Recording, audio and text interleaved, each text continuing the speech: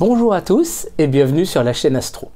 Aujourd'hui, je vous propose de revenir sur la vidéo que j'ai faite de l'éclipse de la nuit du 20 au 21 janvier 2019. Donc c'est le traitement d'une éclipse est par définition extrêmement long dans la mesure où il faut traiter individuellement chacune des images.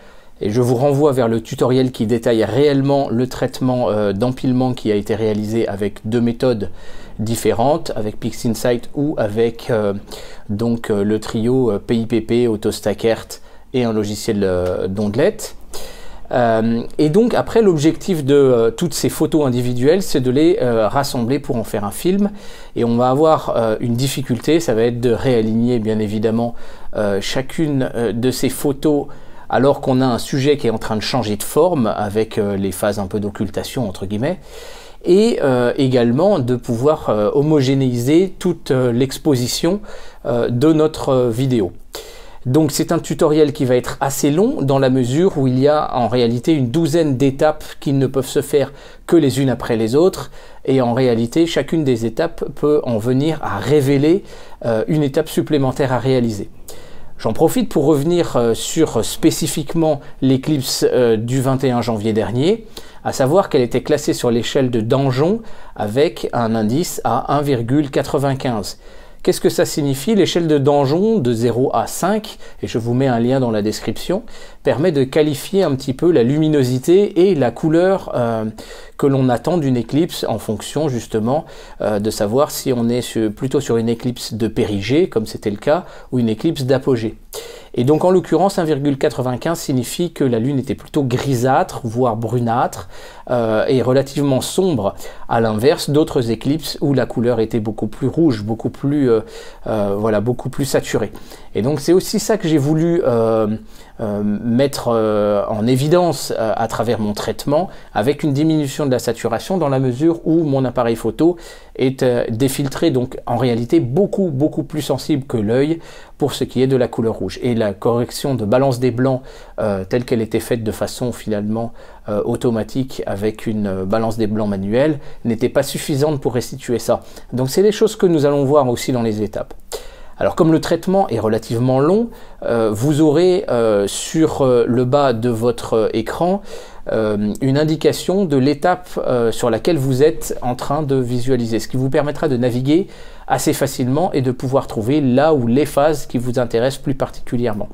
Et bien évidemment, cette démarche de traitement d'une éclipse est tout à fait valable pour une éclipse de lune, mais je pense que bien évidemment, même si j'ai jamais essayé, ces différents types de traitements sont tout à fait valables également pour des éclipses de soleil, qu'elles soient totales, partielles ou annulaires. Donc voilà, je vous propose en matière de petits génériques avant de démarrer le tutoriel proprement dit, justement de revoir le film de cette éclipse en accéléré en vitesse x2 et ensuite de pouvoir revenir sur les différentes étapes les unes après les autres. Et c'est donc maintenant sur la chaîne Astro.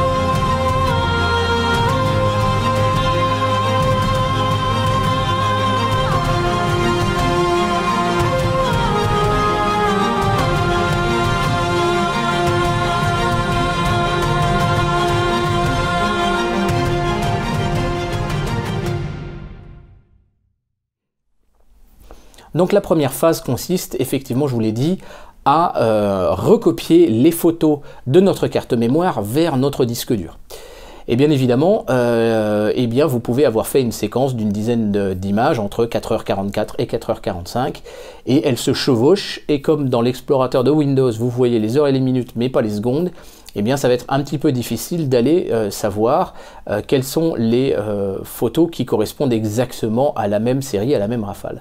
Donc je vous propose un script qui lui va travailler de façon un petit peu plus automatique et qui va créer lui-même les répertoires et en fait regarder les intervalles de temps en secondes des photos consécutives pour essayer justement de les remettre intelligemment sur le même répertoire. À l'usage, ça fonctionne franchement plutôt pas mal, même si j'ai eu un ou deux petits ratés, mais bon, ça se corrige après coup. On arrive à le voir en fait, notamment sur des petits bouts de doublons d'étoiles au moment de la totalité. Donc on va commencer par cette phase. Alors avant de traiter les fichiers d'une Eclipse, vous pouvez voir que l'on a récupéré 1593 photos ici et 3305 photos ici. C'est un nombre bien évidemment très important. Et en plus de ça, comme les dates-heures nous sont indiquées en minutes, nous n'avons pas la garantie qu'entre 3h35 et 3h36, il s'agit d'une photo de la même série ou pas. Donc en fait, le seul moyen, c'est d'utiliser un petit script qui va le faire, et je vous le mets à disposition, vous avez le lien dans la description. Là-dessus, vous acceptez les macros. Donc la première chose à faire avec ce script, c'est de paramétrer une tolérance, ici 5 secondes, donc entre deux photos que l'on va considérer comme étant d'une même rafale. L'objectif, c'est de placer donc toutes les photos d'une même rafale dans un même répertoire qui est heure, minute, correspondant à la première photo de la rafale. Et on va comparer les photos successives les unes après les autres pour s'assurer qu'on est bien à 5 secondes d'intervalle au minimum, enfin au plus. Donc vous paramétrez cette tolérance, puis ensuite vous lancez la copie. Donc la première chose à faire, c'est de sélectionner le répertoire source. Ici, on va prendre celui-ci. Et le répertoire cible, on va aller dans ces deux points. Et j'ai créé un répertoire qui s'appelle Eclipse, qui est ici. Hop. Donc il a créé les répertoires et ensuite il commence à copier les fichiers. Vous pouvez voir un décompte du nombre de fichiers à copier et un décompte du nombre de fichiers déjà copiés. Vous pouvez voir qu'il est donc en train de faire ce travail. Et il les recopie dans les répertoires en fonction donc de l'heure et des secondes des fichiers, en tout cas du premier fichier de chaque rafale. Donc il suffit de lui laisser faire le travail et après on obtient un résultat totalement et parfaitement trié. Donc on peut aller dans ce répertoire Eclipse et vous pouvez voir que par exemple à 6h33 pour le moment il n'y a rien. Et dans quelques instants on va les avoir. Donc là il est sur 6h30, voilà. Vous pouvez voir qu'il est en train de les copier, toutes les photos, et que ça correspond visiblement à une rafale qui a une certaine cohérence. Et si jamais vous avez dû faire plusieurs rafales, voilà, il se passera à chaque fois sur la première photo de chaque rafale. Donc logiquement, vous avez quelque chose que vous allez pouvoir ensuite grouper pour faire les traitements, les empilements.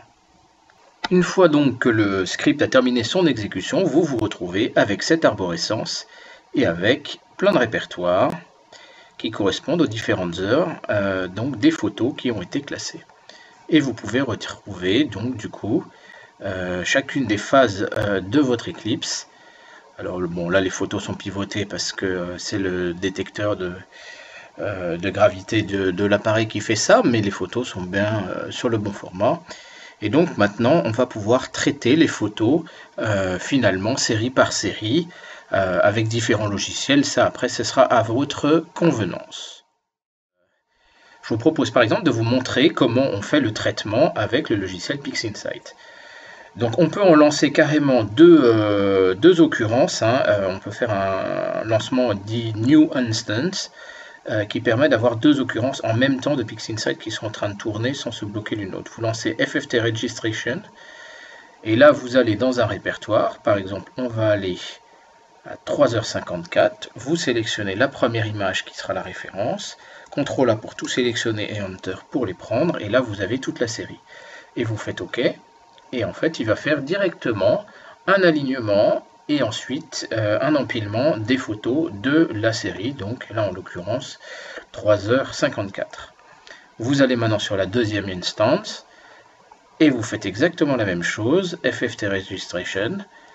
Là, cette fois, on va travailler à 4h14. Donc vous pouvez cliquer sur la petite flèche vers le bas Et là directement vous avez la liste des sous-répertoires là. Vous prenez le premier, hop, le groupe, CTRL Enter, et vous lancez. Et donc là en fait vous avez deux versions de PixInsight en train de tourner en parallèle.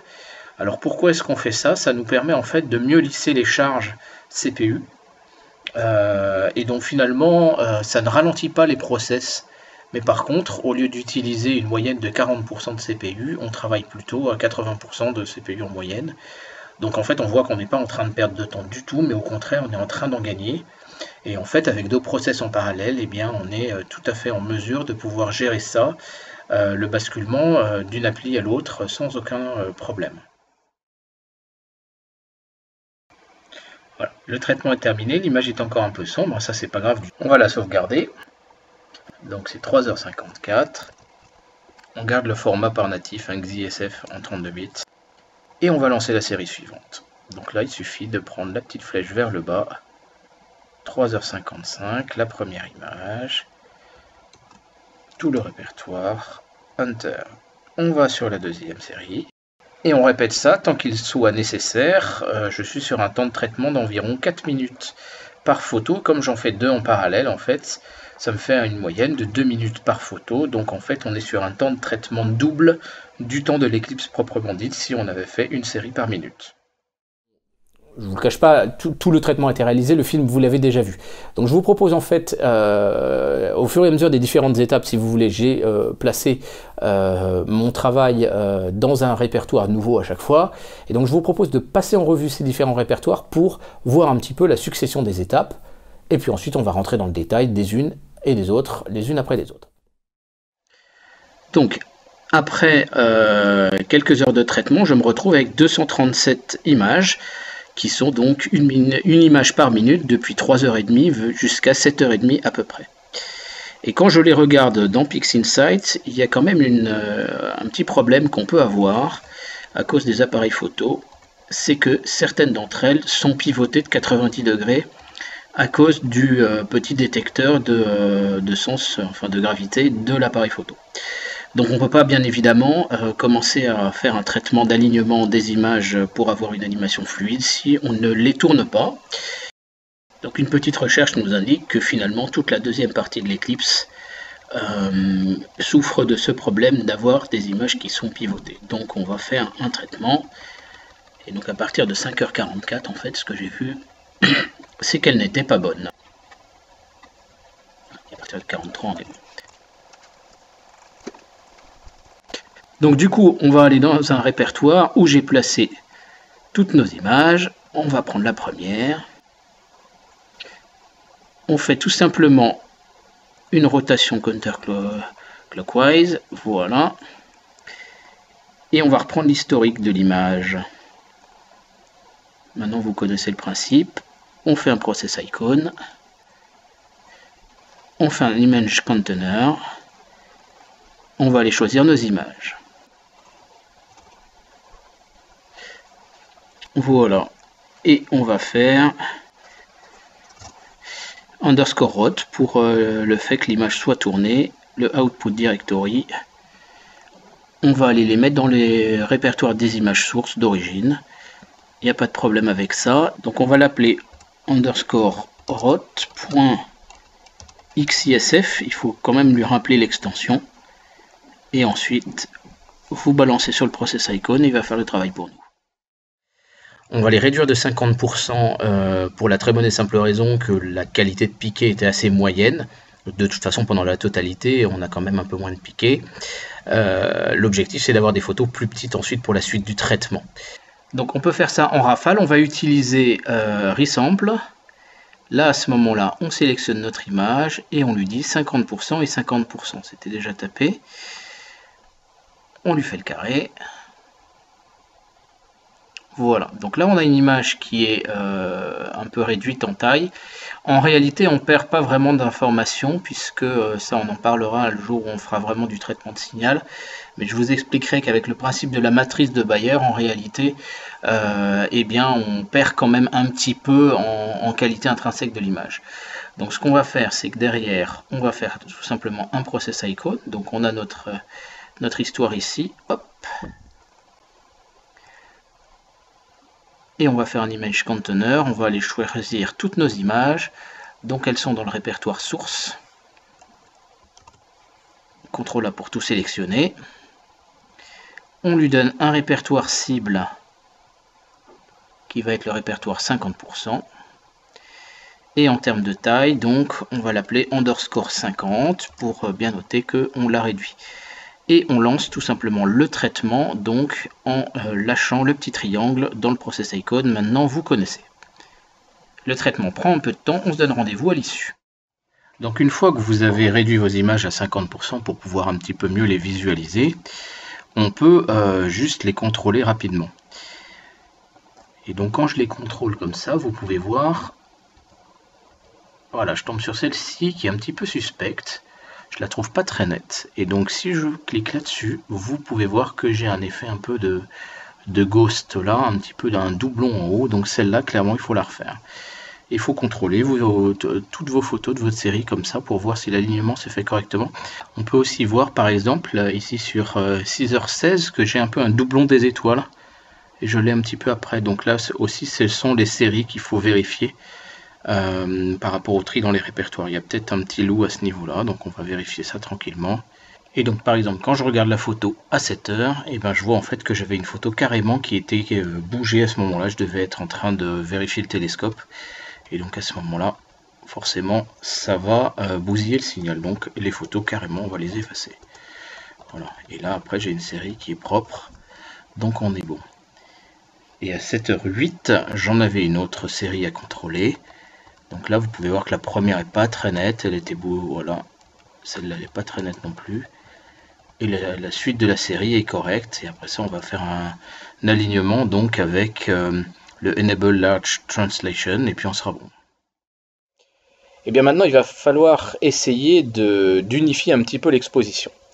Donc pour ça, on a un process sur PixInsight qui s'appelle le Auto STF, auto-histogramme, voilà. Et donc qui est très très pratique. Et il va falloir essayer de trouver un paramètre qui nous convienne. Donc l'avantage de PixInsight, c'est toujours ce petit triangle qui nous permet de balancer le même paramétrage, le même travail sur un peu toutes les voilà, sur toutes les images. Donc comme vous pouvez le voir, on a un truc là quand on l'applique qui est pas trop mal, dans le sens où on a une lune qui est effectivement bien lumineuse. Le problème c'est que le fond de ciel là n'est pas noir, et ça c'est quand même assez rédhibitoire. Donc on a deux possibilités, j'ai envie de dire. Soit on fait ça sur toutes les images et ensuite on reprend le fond de ciel et on le remet noir. Soit on va essayer de trouver un paramétrage qui nous convienne. Donc on va faire des CTRL Z. Donc on va revenir au réglage d'origine, et si on se met en logarithmique transformation, là on a peut-être quelque chose d'un peu mieux, vous voyez, c'est un peu plus lumineux, et ça nous plaît pas mal. Alors on se retrouve avec une luminosité, il va falloir voir pour qu'on ne soit pas trop cramé, mais je pense qu'on n'est pas non plus trop violent. Ne pas oublier que quand on regarde finalement une éclipse avec un télescope, et bien cette partie-là, par exemple, voilà, l'œil en fait va accoutumer finalement sa sensibilité par rapport à la luminosité ambiante. Donc bien évidemment, là, on voit quasiment pas le petit bout finalement qui nous reste. On pourra éventuellement appliquer une deuxième transformation histogramme, mais là, franchement, je trouve que j'ai un truc qui est franchement pas mal et regardable, et on peut voir que le fond de ciel là maintenant ne se distingue plus. Donc ce paramètre est franchement pas mal. Du coup, on va prendre cette image-là, on va fermer les autres, et on va terminer de la traiter. Il n'y a pas grand-chose à faire dessus, hein, très sincèrement. On va appliquer une transformée ondelette pour lui donner de la netteté, de façon à avoir quelque chose d'assez joli. Donc il vaut mieux, à mon sens, faire ça d'une des photos vraiment les moins lumineuses, puisque c'est celle qui est la plus sujette à avoir du bruit. Donc on va utiliser ça. J'avais essayé, voilà, j'avais fait un essai avec ces paramètres là, et quand on l'applique, voilà, hop, il vient de le faire. Voilà, c'est pas évident de trouver un paramétrage qui soit sympa et respectueux de notre image. Là c'est un peu trop violent. Voilà, non, on va redescendre à 0,5. Il n'avait pas appliqué en fait. Voilà. Donc là on a quelque chose de tout à fait sympa. Moi je trouve qu'on a quelque chose de pas mal. Après on verra comment faire un crop qui soit assez sympa et on fera peut-être une très légère réduction de dimension. Comme ça nous permettra de gagner un tout petit peu de piqué encore. Mais on a franchement quelque chose de sympathique là. Est-ce qu'on peut essayer d'améliorer avec une correction de bruit? On pourrait. Alors, on va voir ce qu'on peut faire. Donc l'avantage de ce paramétrage de noise réduction de PixInsight, c'est qu'il est très puissant et peut prendre aussi une correction de bruit. Voilà, on a quelque chose d'un petit peu plus respectueux. Et là, on a une lune qui est franchement sympathique à regarder. Donc moi, je pense qu'on va garder ce paramétrage-là. On va faire appliquer tout ce travail-là sur toute la série et contrôler un petit peu ce que ça nous donne. Alors ceci dit, on a quand même une chose à faire.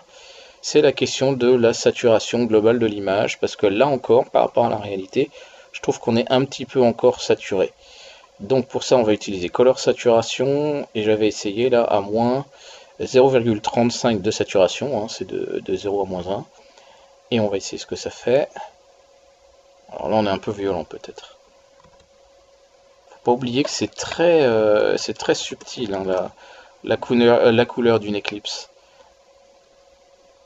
Ah non, il n'a pas pris.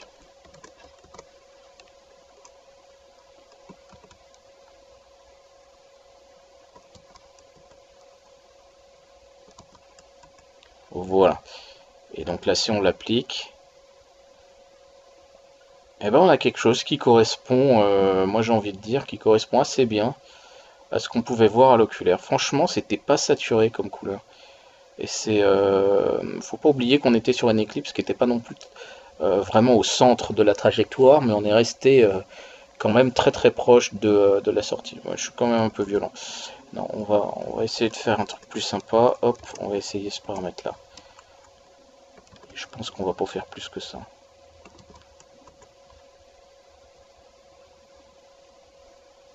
Voilà, je pense que là on respecte vraiment notre couleur. Même si effectivement, j'en conviens, c'est peut-être moins spectaculaire que ce que on a l'habitude de voir. Donc, on prend l'histoire de notre image et on fait un process icon.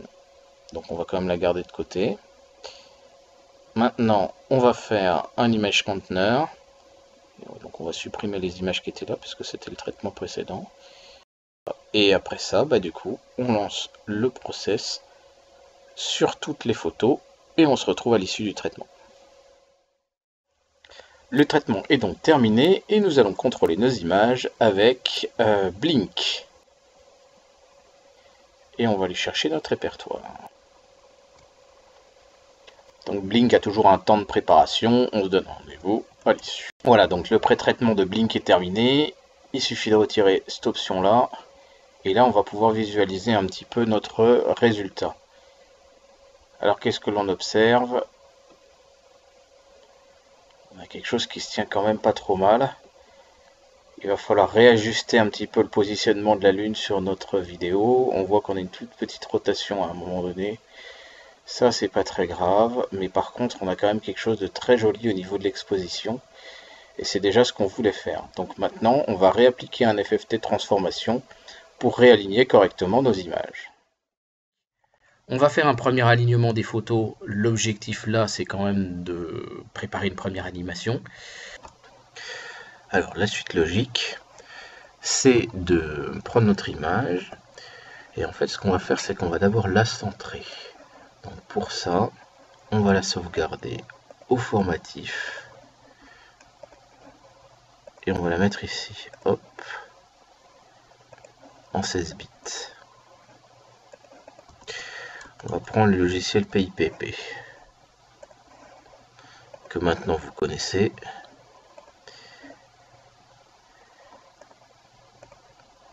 Avec PIPP, on prend notre image.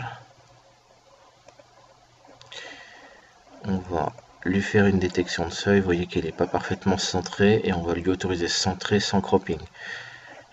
on pourrait éventuellement cropper, hein, mais l'objectif là c'est simplement de centrer notre planète. Donc on fait un traitement. Hop. Voilà. Donc là-dessus, qu'est-ce qu'on obtient? On obtient ce répertoire avec juste une seule image, mais vous pouvez voir qu'elle est bien centrée. Et donc on va s'aligner là-dessus. On va utiliser FFT Registration à nouveau. Et on va aller chercher cette image. Là, on nous demande de prendre toutes les images dans batch 1. Voilà. Et on va aller les placer. Donc on va faire le write. On prend toutes les images. Et on va aller les placer dans le répertoire. Batch 2. Et en tant que tel, on n'a rien d'autre à faire. On va lui laisser faire le travail. Je suis pas fan du correct for en rotation pour le moment. On verra peut-être, je ferai un essai. Voilà, donc après un nouveau FFT registration, voilà ce qu'on obtient. Et là, franchement, on a quelque chose de franchement sympa. Même si à la fin, ça tremble un tout petit peu, ça c'est quelque chose qu'on peut corriger à la main. Et donc, a priori, c'est ce qu'on va faire, parce que là, on va peut-être pas non plus complètement insister. Mais franchement, on a un truc que je trouve vraiment sympa à regarder là. Je me suis aperçu que certaines d'entre elles avaient une petite rotation par à-coup, suite à avoir refait la mise au point, etc., débranché l'appareil et tout ça. Donc j'ai fait une correction pour une partie d'entre elles. Ensuite j'ai refait un alignement. Le début tremblait pas mal, donc j'ai refait un autre alignement à nouveau. Donc l'idée voilà, consiste à vérifier la photo avant-après. En fait, j'avais fait la remise au point entre ces deux photos. Donc en fait, quand on les superpose avec PixInsight, en fait, ils passent voilà, un peu dans une espèce de mode calque. Et donc pour essayer de calculer finalement de combien a été faite la rotation, s'il y en a une, on peut le voir, hein, c'est très léger. Donc vous avez plusieurs possibilités. Vous pouvez le faire avec un logiciel externe ou vous pouvez essayer de le faire par exemple manuellement. Donc on peut faire un petit essai. Donc si je fais une rotation avec un angle par exemple de 0,5 degrés, on peut voir que là il y a eu une rotation plus importante. Donc ça peut être très itératif et je vous propose de faire différemment. Donc on peut utiliser pour ça FFT registration, mais cette fois en mode rotation. Comme image de référence, on va prendre 4h53. Et comme image à tourner, on va prendre 4h52, puisqu'en fait on va garder la partie centrale et c'est plutôt la partie avant qu'on va tourner. Donc on fait correct for rotation. Et on ne lui demande pas de l'écrire, ce qu'on veut simplement, c'est le résultat du calcul. Voilà. Et là, en fait, il nous a trouvé 0,33 degrés de rotation. Donc c'est ce qu'on va... donc en fait, vous pouvez faire le contrôle ici. Si vous voyez que l'image, elle a une espèce de ghost au niveau rotation, vous pouvez vous poser la question. Mais là, on voit par exemple que ce point ici est assez net. Donc attendez, par exemple celui-là, voilà, on en a plusieurs qui sont bien nets en bas. Et en haut, on a ce cercle-là là, qui est très net. Donc on peut se dire qu'a priori, malgré le changement de mise au point, on a peut-être quelque chose qui a été bon au niveau du calcul de la rotation. Donc ça, c'est comme ça que j'avais fait à cette époque-là. L'autre solution, effectivement, c'est de prendre les deux photos, éventuellement dans un logiciel comme PaintShop Pro ou quelque chose du genre, et de faire à tâtons une rotation de l'une par rapport à l'autre et de trouver l'angle. Donc une fois qu'on a déterminé qu'on a donc une rotation de notre image, ce qu'on va faire, c'est qu'on prend l'outil rotation. Donc on le trouve via les menus. Process rotation, il est ici. Hein. On rentre le 0,33 degrés. Et donc avec cette petite flèche, on vient appliquer la rotation sur notre photo.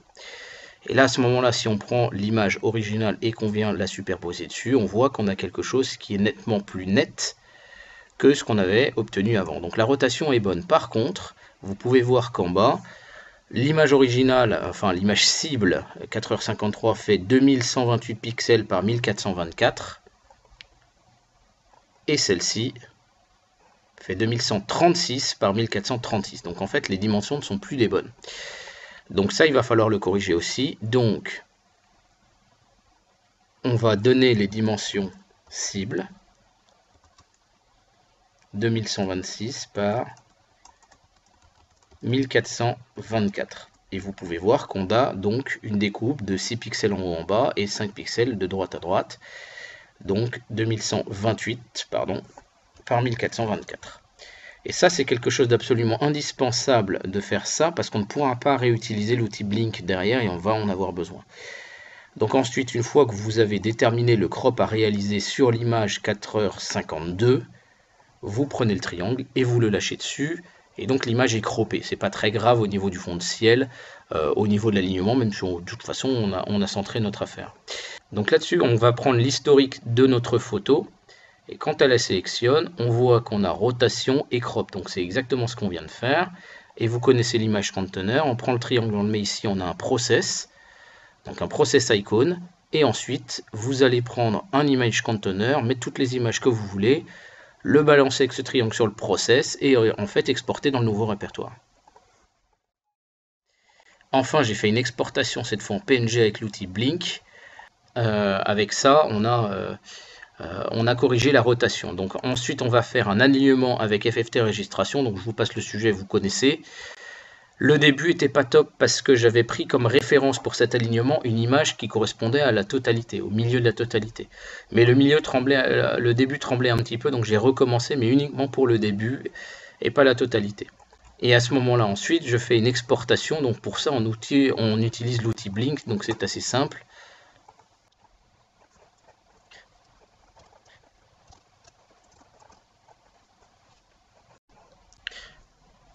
Donc en fait, pour l'exportation, on va utiliser l'outil Blink. Bien évidemment, on n'oublie de décocher l'histogramme. Et quand on fait la prévisualisation, on s'aperçoit qu'on a un truc qui est franchement déjà pas mal en termes d'alignement. Vous pouvez voir que l'alignement, voilà, globalement, on a un truc qui est tout à fait regardable. Alors là, ça défile très vite. Dans notre vidéo, ce sera beaucoup plus lent. Et donc les quelques petits deltas qui restent, en fait, ne se voient pas du tout quand on fait une vidéo. Donc en fait, on peut exporter ça. Et donc pour ça, il suffit de cliquer sur ce petit clap d'exportation vers une vidéo. Et on va lui donner le répertoire d'exportation. Et là, en fait, il va nous sortir des fichiers PNG. Il va essayer aussi avec FFmpeg, si vous l'avez installé sur votre ordinateur, de faire une vidéo. Mais ça ne nous intéresse pas. Ce qui nous intéresse, en fait, c'est d'exporter directement donc au format PNG. Et vous faites un run. Et donc, en fait, ça vous fait le répertoire qu'on a ici, export, où toutes les photos sont au PNG. Et là, vous devez avoir le fichier vidéo. Maintenant, je l'avais effacé. Voilà. Donc, toutes les photos sont exportées ici. Après, on va avoir une étape de préparation. L'étape de préparation, elle est la suivante. C'est que vous pouvez vous apercevoir que dans notre animation là, on a quand même des irrégularités. Vous le voyez bien en bas là, de fond de ciel. Le fond de ciel n'est pas toujours très clean. Et donc pour ça, je vais vous montrer comment on peut faire ce type de nettoyage avec PaintShop Pro. C'est assez simple. Alors voilà, PaintShop Pro est un logiciel tout à fait similaire à Photoshop, donc vous allez avoir les mêmes outils. Moi j'utilise PaintShop Pro depuis des décennies, donc voilà, à un moment donné on a nos petites habitudes. Donc on va essayer de prendre une photo, voilà, celle-ci, vous voyez qu'on a un cadre à gauche là qui est pas propre du tout. Et donc on va essayer de faire une correction un peu globale pour toute la série. Donc là pour ça c'est assez simple, on va enregistrer un script, Start Recording pour script. Là à ce moment-là, un peu de la même façon que l'History sous PixInsight, il va enregistrer mes opérations. Ce que je fais, c'est que je fais un Adjust Color Balance et donc Manual Color Correction. Et là-dessus, en cliquant avec le bouton rouge de la souris, je veux dire que des pixels qui vont faire les valeurs 999, par exemple, je peux sélectionner leur valeur cible. Alors là, j'ai quand même un carré de 3 par 3 qui est un petit peu faible. Donc en fait, on va se mettre sur la pipette et on va choisir 11 par 11. Donc, Alt ACM, ça c'est le raccourci sur PaintShop Pro 9. Donc on va prendre par exemple, voilà, ce groupe de 9 là, à 9 de valeur, et on va le ramener en fait à 0 de saturation, mais surtout 0 de lightness. Donc en fait, ça va faire une image totalement sombre, mais l'avantage c'est que le fond de ciel est complètement maté. Vous voyez qu'il est à 1, on refait l'opération une deuxième fois, hop, et là vous pouvez voir que le fond de ciel est en fait uniformisé à 0 à un petit chouïa près. Et donc ensuite, après, ce qu'on va faire, c'est qu'on va décider d'une valeur cible par rapport à notre film. Donc on était à 9, mais on peut éventuellement décider de l'éclaircir un peu. On va dire 15, et là on éclaircit tout le ciel, et vous pouvez voir qu'en fait on voit quasiment plus la césure. Là on la voit un tout petit peu, mais sinon on ne la voit quasiment plus. En fait, il suffit après d'enregistrer ce script-là. Donc vous faites File, Script, Save Recording. On va lui donner un nom, Eclipse Fond 0, vous voyez. C'est ce que j'avais fait. Et ensuite, il suffit de sélectionner toutes les images et de lui dire Batch Process. Et on lui donne le nom du script Fond 0 et on va lui dire de l'envoyer dans le répertoire 9 préparation avec un nouveau type et au formatif.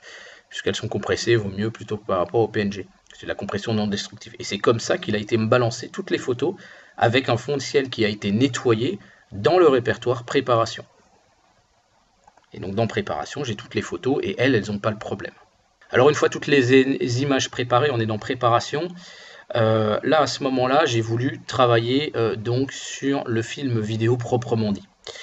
Et donc là-dessus, j'ai fait deux versions, une version désaturée et une version saturée, puisque je vous l'ai dit, au télescope de 400 mm, elle apparaissait extrêmement désaturée. On était plusieurs à le constater. Par contre, effectivement, il y a une version naturelle où là, j'ai des couleurs au moment de la totalité qui correspondent beaucoup plus aux couleurs que finalement on a à peu près tous pu voir. Donc certains d'entre vous m'ont fait la remarque et c'est pour ça que j'ai fait donc deux versions. Donc ça, c'est une couleur qui est un peu plus naturelle. Et en réalité, voilà, c'est peut-être une question de facteur de zoom, etc. Par contre, on va s'intéresser à la façon dont j'ai fait le film derrière. Alors la vidéo, vous l'avez vu, est constituée de deux parties. Une première partie en plan large, où on montre vraiment le déplacement de la Lune vis-à-vis de l'ombre de la Terre, et un plan beaucoup plus rapproché. Donc le plan rapproché, c'est quand même assez simple. On fait une séquence imbriquée.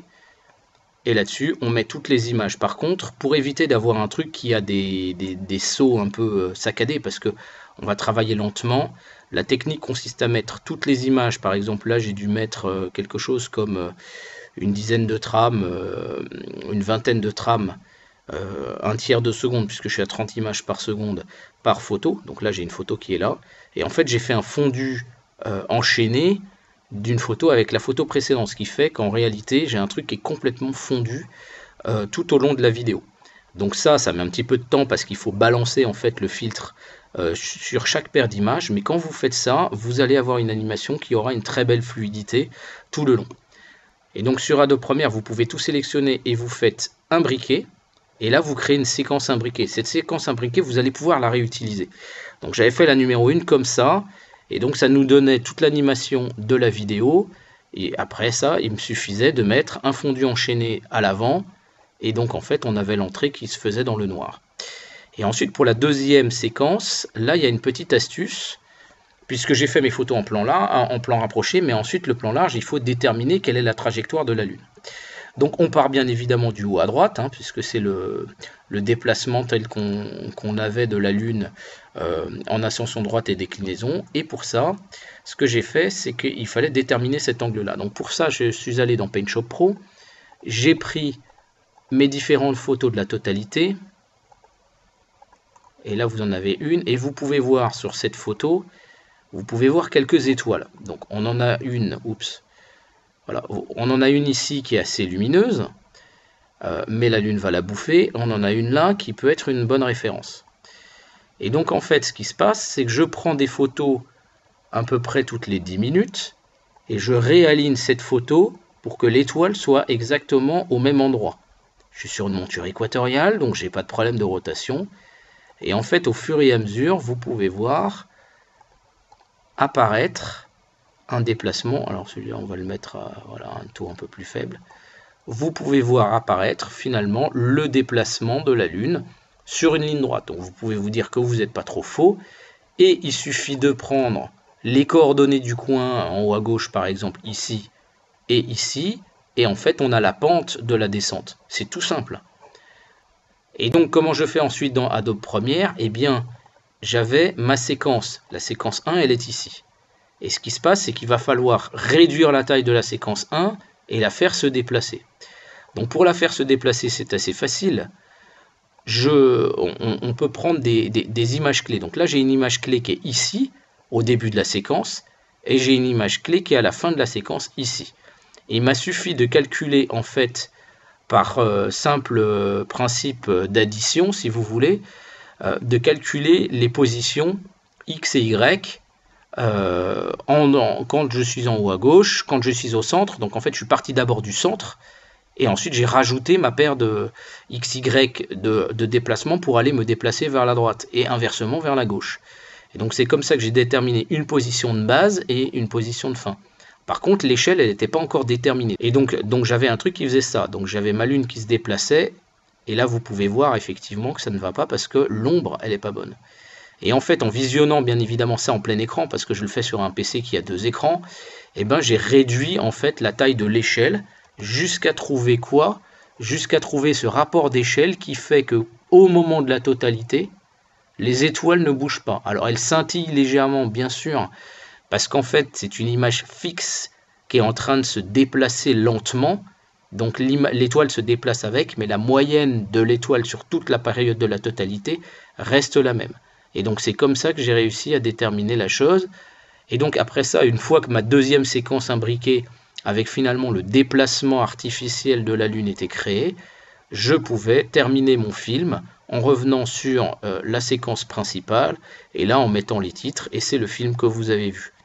Donc voilà, vous savez tout de la technique, c'est un petit peu fastidieux, mais c'est une technique qui marche bien. Et bien évidemment, si vous avez un télescope de longue focale, il vaut mieux travailler à longue focale pour obtenir des photos de la meilleure résolution possible. Et ensuite, vous pouvez réduire pour faire ce film un petit peu artificiel. Donc bien sûr, quand on est au moment de la totalité, donc par exemple ici, en réalité l'image intelligente, elle est juste là. C'est-à-dire que si j'avais une étoile ici ou ici, je ne la vois pas dans le film. Mais comme on est concentré en fait sur le centre de la Lune, et ben en réalité on voit les petits bouts d'étoiles autour d'elle, mais en réalité c'est pas très choquant de ne pas avoir les étoiles qui sont réellement autour.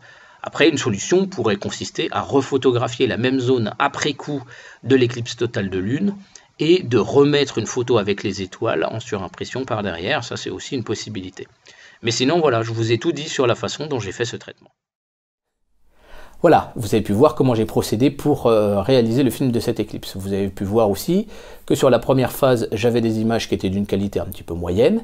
Et en fait, avec une toute petite astuce qui consiste simplement à les exploiter quand on est sur un plan large, mais à ne pas les réexploiter quand on va faire un plan rapproché, eh bien en fait on arrive à cacher la misère très bien et donc d'exploiter le maximum de ce que peuvent donner nos photos. Voilà, donc vous avez pu le voir, les différentes étapes pour réaliser ce film sont effectivement très longues, et vous comprenez maintenant pourquoi ce film a pris entre 30 et 40 heures pour pouvoir le réaliser avec un objectif de qualité que j'ai essayé de me fixer. N'hésitez pas à poster un mot bien évidemment dans l'espace commentaire et à faire connaître cette vidéo autour de vous. Bien évidemment, l'éclipse est passée et nombre d'entre vous avaient peut-être déjà fait votre traitement. Mais pour ma part, je ne vous le cache pas, j'ai beaucoup appris aussi à travers le traitement de cette éclipse et j'ai l'intention à moyen terme de pouvoir reprendre, et c'est pour ça que j'ai tout gardé bien évidemment, les photos que j'avais faites des éclipses précédentes, de façon à appliquer la même stratégie et le même traitement pour vous offrir bien évidemment un film de la meilleure qualité possible. Alors je vous remercie de votre attention, je vous dis à très bientôt sur la chaîne Astro, merci, au revoir.